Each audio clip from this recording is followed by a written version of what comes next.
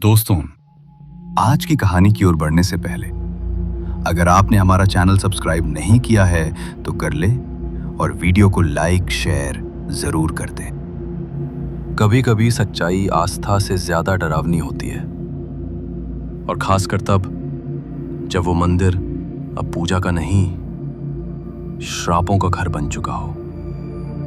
तो बढ़ते हैं आज की डरावनी कहानी की ओर।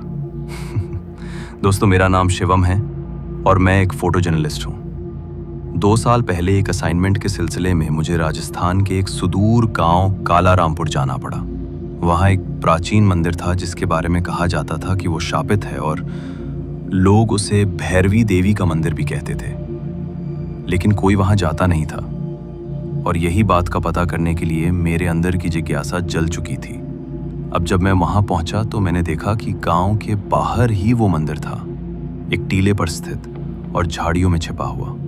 लेकिन गांव वालों ने मुझसे सख्त लहजे में कहा, रात को वहाँ मत जाना, वहाँ अब देवी नहीं रहती, वहाँ कुछ और है। लेकिन मैंने सोचा ये एक लोक कथा होगी और मैं तो कैमरा उठाया और चल पड़ा।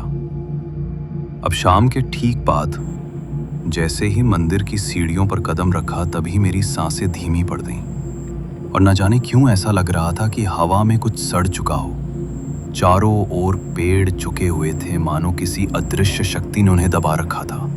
और एक कौआ मेरी तरफ देखकर चीखने लगा। अब मैं आगे बढ़ा लेकिन दिल धक धक कर रहा था। मेरे मंदिर के भीतर प्रवेश करते ही एक ठंडी लहर बदन में दौड़ गई। मैंने देखा कि वहां की मूर्ति आधी टूटी हुई थी और सामने दीपक जल रहा था खुद ब खुद, और वहां कोई नहीं था। फिर वो लो कैसे जल रही थी? अब मैंने तस्वीरें खींचनी शुरू की, लेकिन तभी मैंने कैमरे को चेक किया तो उसमें कुछ अजीब कैद हुआ, जो कि एक धुंधली साया जो मूर्ति के पीछे से झांक रही थी। मैंने कैमरा नीचे किया और पलटकर देखा तो वहां कोई नहीं था। लेकिन फिर किसी ने मेरे कान में फूंक मारी और मैं डर के मारे कांप गया। अब मेरा मंदिर में और गहराई तक जाने का मन नहीं कर रहा था, लेकिन कहानी अधूरी थी और अधूरी कहानियां सबसे ज्यादा डरावनी होती हैं। लेकिन मैं उस समय गांव लौट आया। अब अगले दिन गांव में एक बुजुर्ग मिले जिनका नाम था हरि नारायण, और उन्होंने मंदिर की कहानी सुनाई कि 100 साल पहले वहां बलि दी जाती थी इंसानों की। कहा जाता है कि आखिरी बलि एक ब्राह्मण की थी जिसने मरने से पहले मंदिर को शाप दिया कि अब वहां कोई पूजा नहीं करेगा, केवल डर टिकेगा। उन्होंने बताया कि जो भी रात के समय वहां गया तो वो वापस आया तो जीवित, लेकिन कुछ दिन बाद पागल हो गया या मर गया। अब ये सुनकर मैंने हंसते हुए कहा, बाबा, आज के जमाने में ये सब किसे डराता है? पर मेरे दिल की धड़कनें कुछ और ही कह रही थीं। अब मैंने ठान लिया कि उस रात मैं वहीं रुकूंगा, कैमरा लेकर, पूरी रात मंदिर के भीतर। मेरे साथ मेरा टॉर्च, कैमरा और एक स्लीपिंग बैग था।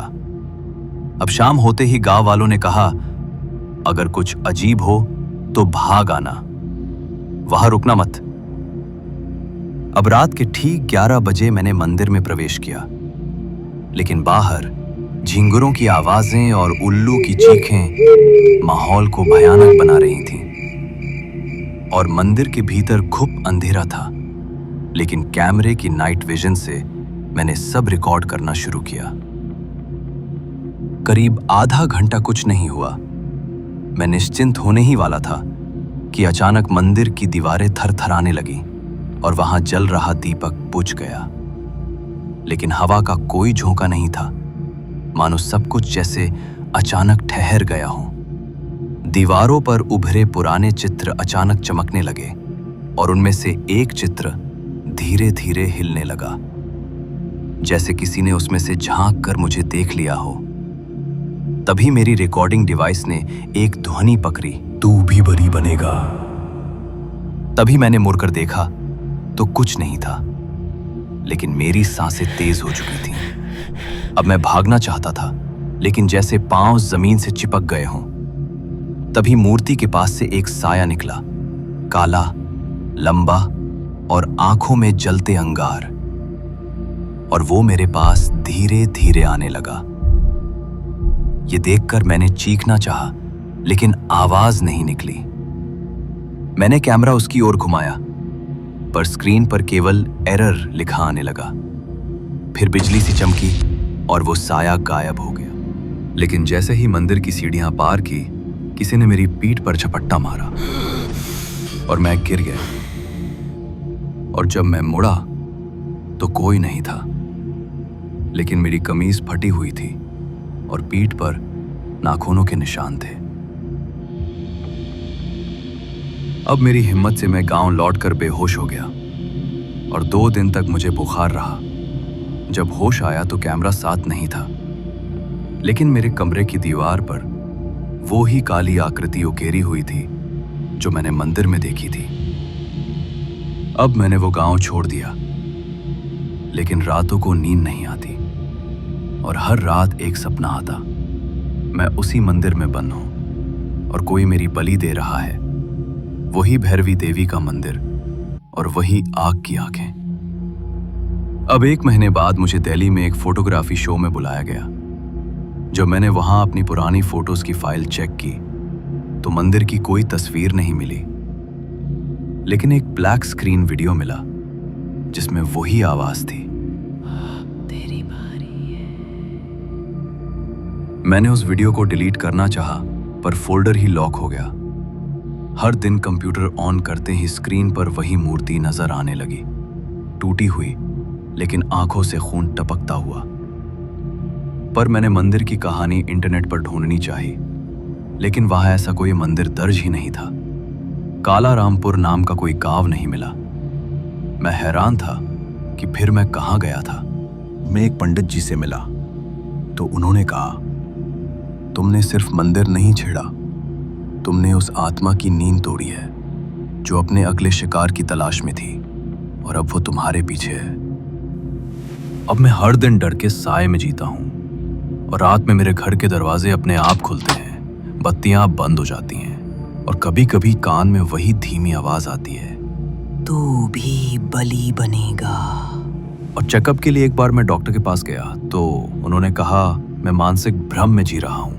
पर क्या भ्रम से शरीर पर नाखून के निशान बन सकते हैं? क्या भ्रम से मेरे कमरे में राख की गंध आ सकती है? अब मेरे पास वो कैमरा भी नहीं है, लेकिन हर बार जब मैं कोई फोटो खींचता हूं तो उसमें वही मंदिर नजर आता है, चाहे मैं कहीं भी रहूं, दिल्ली, मुंबई या हिमाचल। और आज रात जब मैं ये कहानी रिकॉर्ड कर रहा हूं तो मुझे फिर से वो साया कमरे के कोने में खड़ा दिख रहा है और उसकी आंखें अब और नजदीक हैं और दीवार पर वही शब्द उभरे हैं, तेरा समय पूरा हुआ।